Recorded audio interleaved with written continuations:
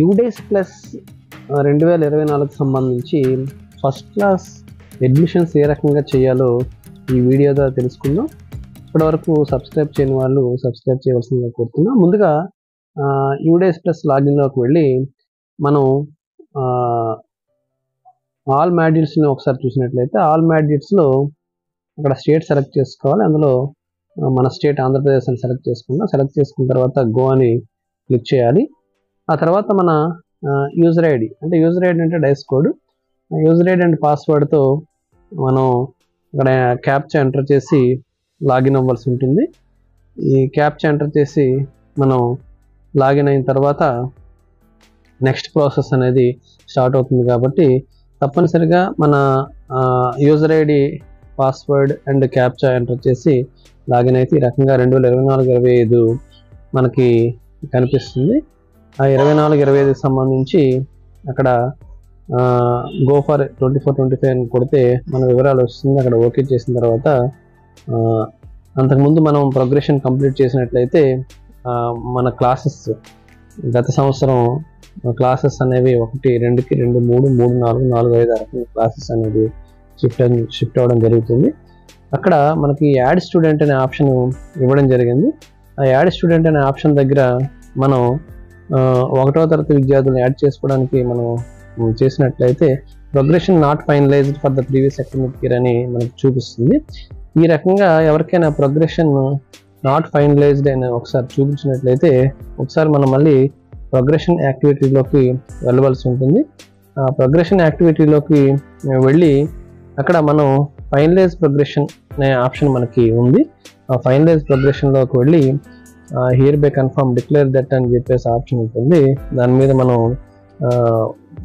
Okay చేసి submit చేసినట్లయితే మళ్ళీ సబ్మిట్ చేసినా కూడా మనకి ఇంకా రిమార్క్ అంటే కొన్ని సెక్షన్స్ పెండింగ్లో ఉన్నట్టు చూపించిన, లేదు ఏదైనా క్లాసు ప్రోగ్రెషన్ కంప్లీట్ కానట్టు చూపించినా మళ్ళీ మనం తప్పనిసరిగా ఆ ప్రోగ్రెషన్లోకి మళ్ళీ మనం వెళ్ళవలసి ఉంటుంది.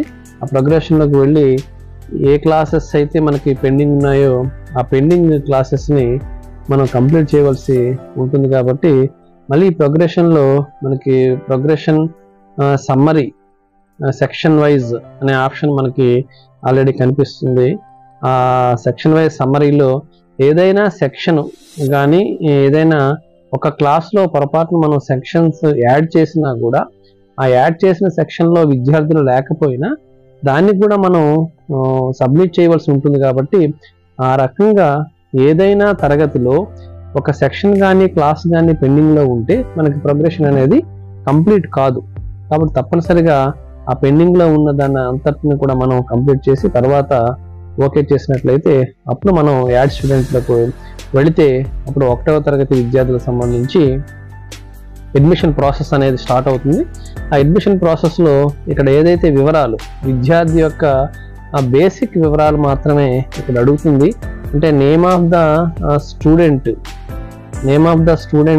అనేది ఫస్ట్ కాలంలో ఇవ్వడం జరిగింది. కాబట్టి ఫస్ట్ మనం నేమ్ ఆఫ్ ద స్టూడెంట్ అనేది ఎంటర్ చేయవలసి ఉంటుంది. కాబట్టి ఆ విద్యార్థి ఆధార్లో ఏ రకంగా అయితే పేరుందో ఆ రకంగా నేమ్ ఆఫ్ ది స్టూడెంట్ అనేది మనం ఇస్తాం. ఆ నేమ్ ఆఫ్ ది స్టూడెంట్ కాలం దగ్గర విద్యార్థి వివరాలు మనం ఇస్తాము. అదే రకంగా ఇంకా మిగతా వివరాలు అంటే అక్కడ విద్యార్థి యొక్క డేట్ ఆఫ్ బర్త్ కానీ, అలాగే మదర్ నేమ్ కానీ, ఫాదర్ నేము, అలాగే జెండర్ అంటే మేల్ ఆర్ ఫిమేల్ జెండరు, ఈ వివరాలన్నీ కూడా మనం సబ్మిట్ చేయవలసి ఉంటుంది. కాబట్టి ఇవి విద్యార్థి యొక్క బేసిక్ వివరాలు అన్నమాట. అంటే name of the student, date of birth, gender and father name, mother name, ఈ వివరాలన్నీ కూడా మనం పూర్తి చేయవలసి ఉంటుంది. కాబట్టి ఆ వివరాలు మనం సిద్ధం చేసుకొని బేసిక్ డీటెయిల్స్ అనేవి మనం ఇందులో సబ్మిట్ చేయవలసి ఉంటుంది. ఆ బేసిక్ వివరాలు మనం సబ్మిట్ చేసేటప్పుడు ప్రతి కాలం కూడా చాలా జాగ్రత్తగా నింపవలసి ఉంటుంది. అందులో మనం ఎటువంటి మిస్టేక్స్ లేకుండా వాళ్ళ పేరు, స్టూడెంట్ నేమ్, ఫుల్ నేమ్, అలాగే మదర్ నేము, అలాగే ఫాదర్ నేము, ఈ వివరాలన్నీ కూడా మనం ఎటువంటి మిస్టేక్ లేకుండా జాగ్రత్తగా సబ్మిట్ చేయవలసి ఉంటుంది. కాబట్టి ఆ వివరాలన్నీ కూడా చక్కగా మనం ఫోన్లోనే ఆ వివరాలని సబ్మిట్ చేసుకోవడానికి అవకాశం ఉంటుంది కాబట్టి ఫోన్లోనే మనం చక్కగా చేసుకోవచ్చు.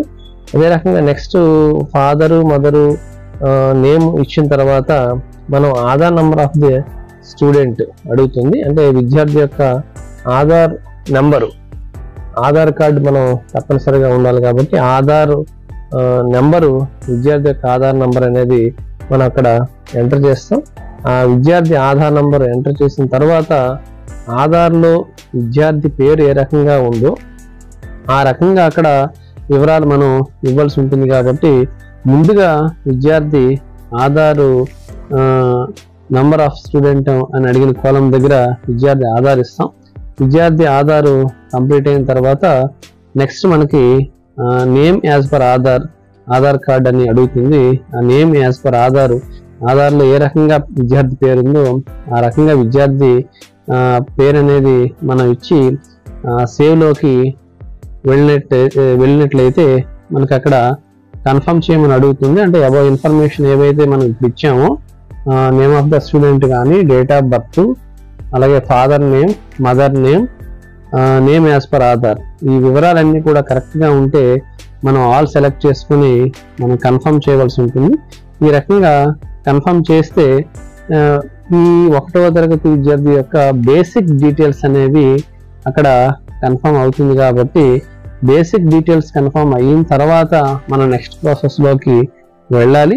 కాబట్టి ఆ రకంగా ముందుగా 1వ తరగతి అడ్మిషన్ సంబంధించి విద్యార్థి బేసిక్ వివరాలు ఏవైతే ఉన్నాయో వాటిని మనం అన్ని వివరాలు సబ్మిట్ చేసిన తర్వాత నెక్స్ట్ ప్రాసెస్ అంటే GPEP-FP అనేది వస్తుంది. అయితే ప్రస్తుతం అవి అప్డేట్ చేయడానికి అవకాశం లేదు కాబట్టి ఇచ్చిన తర్వాత మనం ఆ వివరాలు కంప్లీట్ చేస్తే అడ్మిషన్ ప్రాసెస్ అనేది పూర్తవుతుంది.